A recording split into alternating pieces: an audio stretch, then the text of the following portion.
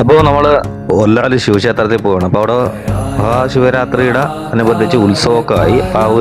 അതിലുള്ള ഒരു ദിവസം പോവുകയാണ്. അപ്പോൾ ശിവരാത്രിയുടെ എന്നാണ് ഇവിടുത്തെ ഉത്സവം. ശിവരാത്രി എന്നാൽ എന്തെന്ന് അറിയാത്തവർക്ക് വേണ്ടിയാണ് കേട്ടോ.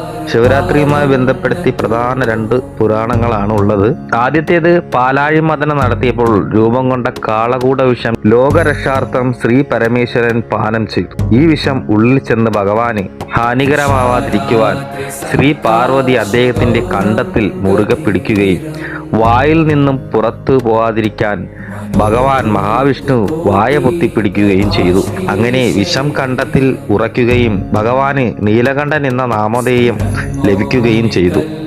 ലോകമംഗളത്തിനായി ഭഗവാൻ വിഷത്തെ ആഗീകരണം ചെയ്ത ദിവസമാണ് ശിവരാത്രി എന്നാണ് വിശ്വസിക്കപ്പെടുന്നത്. രണ്ടാമത്തേത് ശിവമാഹാത്മ്യവുമായി ബന്ധപ്പെട്ടതാണ്. ബ്രഹ്മാവും വിഷ്ണുവുമായി ബന്ധപ്പെടുത്തിയാണ് ആ കഥ. മഹാവിഷ്ണുവിന്റെ നാവിയിൽ നിന്നും ഉടലെടുത്ത താമരയിൽ ബ്രഹ്മാവ് ജന്മമെടുത്തു. അപ്പോൾ ബ്രഹ്മാവിന് മഹാവിഷ്ണുവിനെ മാത്രമേ കാണാൻ കഴിഞ്ഞുള്ളൂ. നീ ആരാണ് എന്ന ചോദ്യത്തിന് നിന്റെ സൃഷ്ടാവും പ്രപഞ്ച പരിപാലകനുമായ നാരായണനാണ് ഞാൻ എന്ന ഉത്തരം ബ്രഹ്മാവിന് തൃപ്തി നൽകിയില്ല. അവർ തമ്മിൽ യുദ്ധം ആരംഭിച്ചു. ഒരു ശിവലിംഗം അവർക്ക് മധ്യേ പ്രത്യക്ഷപ്പെട്ടു.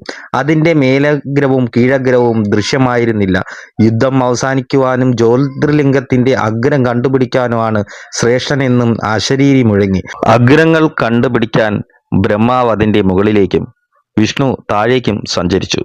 വളരെ പരിശ്രമിച്ചിട്ടും പരാജയപ്പെട്ട് രണ്ടുപേരും പൂർവാവസ്ഥയിൽ വന്നു നിന്നു. അപ്പോൾ ശ്രീ പരമേശ്വരൻ പ്രത്യക്ഷപ്പെട്ട് തന്റെ നിർദ്ദിഷ്ടമായ പ്രധാനത്തെ അറിയിച്ചു.